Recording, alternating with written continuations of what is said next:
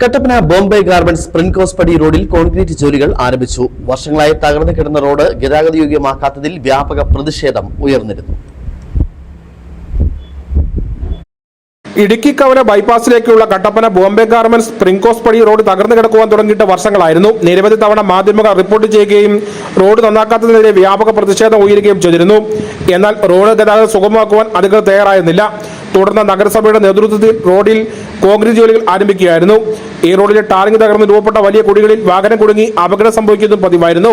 ദിവസേന ചെറുതും വലുതുമായ നൂറുകണക്കിന് വാഹനങ്ങൾ സഞ്ചരിക്കുന്ന ലിങ്ക് റോഡിൽ വാഹനങ്ങൾ അകപ്പെടുന്നതോടെ മണിക്കൂറോളം ഗതാഗതം തടസ്സപ്പെട്ടിരുന്നു. വീതി കുറഞ്ഞ കുത്തിയിറക്കമുള്ള പാതയാണിത്. ഒരേ സമയം ഇരുവശങ്ങളിലേക്കും വാഹനങ്ങൾക്ക് ഇതുവഴി സഞ്ചരിക്കാൻ ഏറെ ബുദ്ധിമുട്ടാണ്.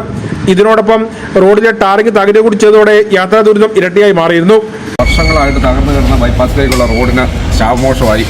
വളരെയധികം വാഹനങ്ങൾ ഇവിടെ വന്ന് അപകടത്തിൽപ്പെടുന്നുണ്ടായിരുന്നു. രാത്രിയിലൊക്കെ വന്ന വാഹനങ്ങൾ ഇവിടെ മറിയുകയും ബൈക്കുകാർ അപകടത്തിൽപ്പെടുകയും ചെയ്തുകൊണ്ടിരുന്നപ്പോൾ ഇവിടെ അയൽവാസികളായ ആളുകൾ ഞങ്ങളൊക്കെയാണ് വന്ന് അവരെ എഴുന്നേൽപ്പിച്ച് ചിലർ മാരകമായ കൈയും കാലും ഓടിയൊക്കെ ചെയ്തിരുന്നു. പക്ഷേ പല വണ്ടികളും അപകടത്തിൽപ്പെട്ട് ഇവിടെ തകരാറിലാവുകയും പിന്നെ വർക്ക്ഷോപ്പിൽ നാളൊക്കെ വന്നാണ് കൊണ്ടുപോകുന്നത്. വളരെ നാളായിട്ട് വളരെ വലിയ ഗർത്തമായിരുന്നു.